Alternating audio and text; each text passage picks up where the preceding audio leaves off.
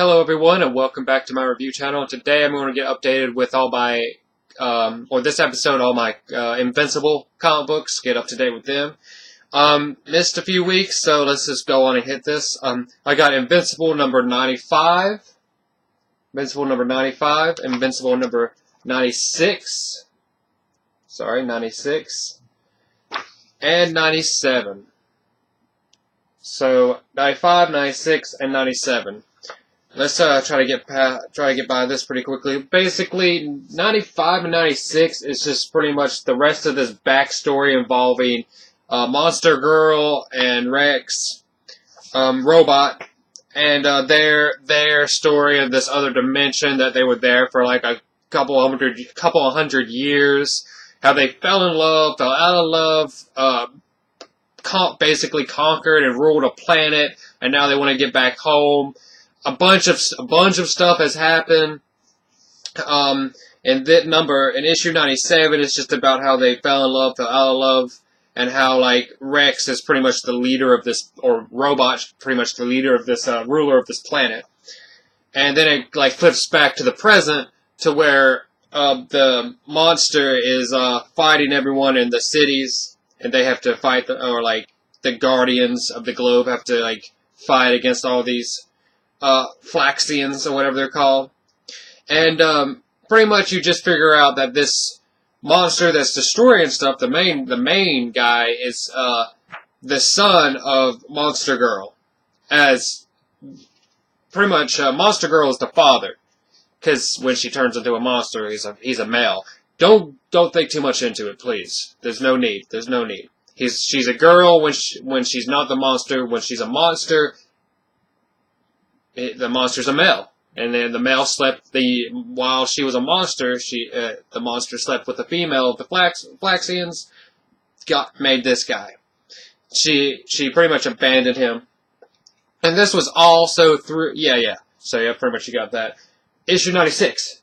Oh, I would say this issue is the weakest. I don't like this storyline because it doesn't involve Invincible. I don't care about storylines that doesn't involve the main character. I mean, it's a good story. You like the story. I mean, it's a good story. But there's absolutely no page with Invincible in this issue.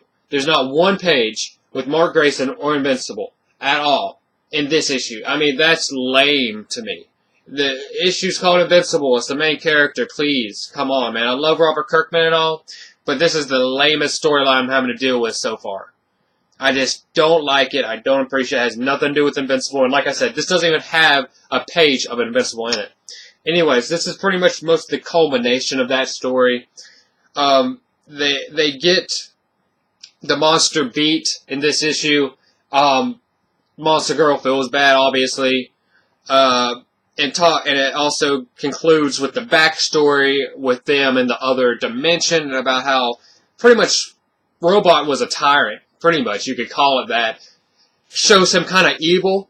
But again, like by the end of this issue, they get her, like he apologizes in a way to Amanda, Monster Girl, and they kind of like get back together. It's very weird, but they're like, I love you too. Also, there's a glimpse with the Viltrumites. He's the leader right there. Is talking to one of his main dudes, the general of his army, while they're at this planet. Is like, hey, I told you not to get involved. He's like, well, I didn't mean to. And they go on to say, or their leader goes on to say, you're only supposed to like procreate with these Earthlings.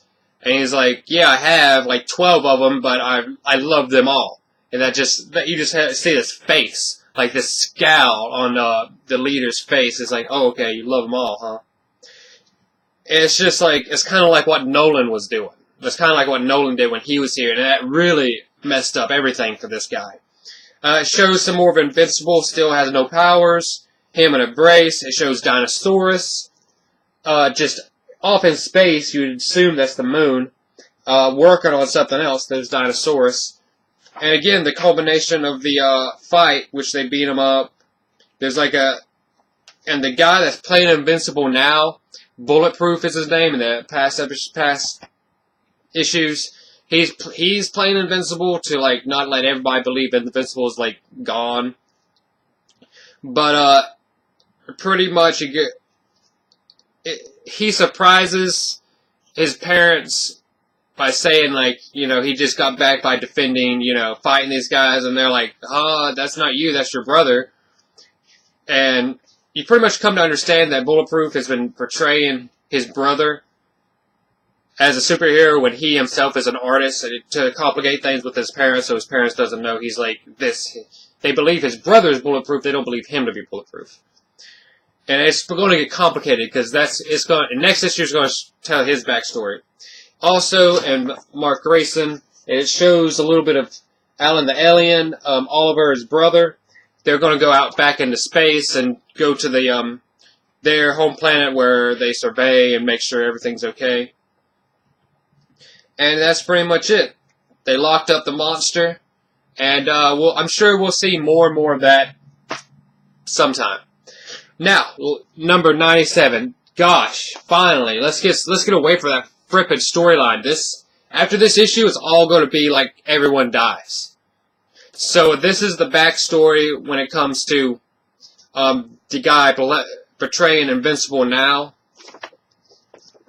Like, it shows some of his backstory where his brother actually, he has a twin, or he had a twin, where basically they grew up together, but they were very different people. They were both very smart, but his twin brother was very much smarter. He believed he understood how to get superpowers. He tested on his brother, unbeknownst to his brother. Pretty much got him drunk and like slipped him some sleeping stuff, and his brother woke up in this machine, and he was pretty much testing it on his twin brother, which is the guy's living now, Bulletproof. And in doing so, he gave the guy powers. He gave this guy powers, obviously, but he killed himself doing so. But to not tell his parents what had happened, he just betrayed both his brother and him at like 2 different times. So he let his parents believe that his brother was still alive as Bulletproof. So whenever they see Bulletproof out there, they're like, okay, that's him. And then when they come to town, he can put some glasses on and be his brother, or he can take them off and be himself. Pretty much it pisses off his parents. His parents doesn't believe him. His parents pretty much tell him that he killed his brother, and they're going to go to the cops with this. This sets off a chain of events that you just cannot come back from. First of all, his Bulletproof / New Invincible's girlfriend beats his mom with a pan, opens her up. Literally opens her up. This pisses off his dad, obviously, and goes after her, beats her for a moment, right before Bulletproof gets to his dad, and accidentally crushes his skull a little bit, snaps his neck, whatever you want to say it. So now they killed both his parents. And what does he do? I don't know why he decides to put on Invincible's costume when he does this. He pretty much looks like a murderer this way. But this could have something to do with what's going to happen, how he cut. But anyways, he puts on Invincible's costume to. You see, he puts his parents in a car and throws them over the edge, and now everybody believes that, like, oh man, sorry for your loss, and now there's them sitting at the table. So there's that chain of events of what just happened. It goes on. Invincible, as Mark Grayson, is in like the comic book place, getting his favorite creator's like autograph of a Science Dog. There's like a joke in here about leading up to the 100th issue, and it's like a little joke. You don't really know if it's going to happen or not. It's just like it's saying he was trying to do something shocking for like his 100th, but it's like, but really it's supposed to be an intriguing interlude. So, you could pretty much say, after you read this, you pretty much could tell what he's going for in issue, like in the next 3 issues. So it's kind of sad. I didn't like that because he kind of just gave away what he's trying to do. Yeah, he's a smart writer, he's writing smart for the audience, but I just didn't like how he's kind of giving away why he's doing this, or what he's doing, what he's writing about is really doing. I don't like to believe that. So anyways, it shows a little bit of Nolan in space, because you remember, like, issues ago, I mean, like, it was, like, early 90s, and Nolan was, like, beat up and locked up at this, space station, and it just now, this was, like, 6 months ago, and just now, in this issue, it goes back to that, about him, like, being, like, locked up. Pretty much, they let him out because they made a really bad accident about going to Earth to eliminate the Viltrumites, and they let him out, let him back together with his wife. They're not too happy, but they take a little vacation this way.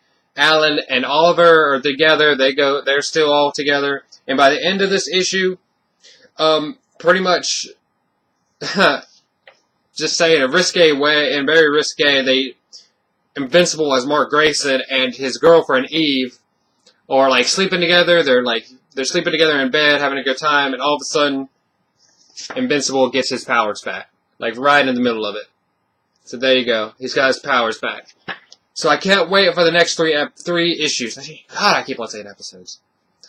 Next 3 issues are going to be the shit. Invincible is awesome, but there we go. There's that, up to date. There's everything Invincible so far. So I can't wait to see you guys next time, see what's going on. Thank you guys for watching. Thank you for your time. Everybody have a great day. Bye.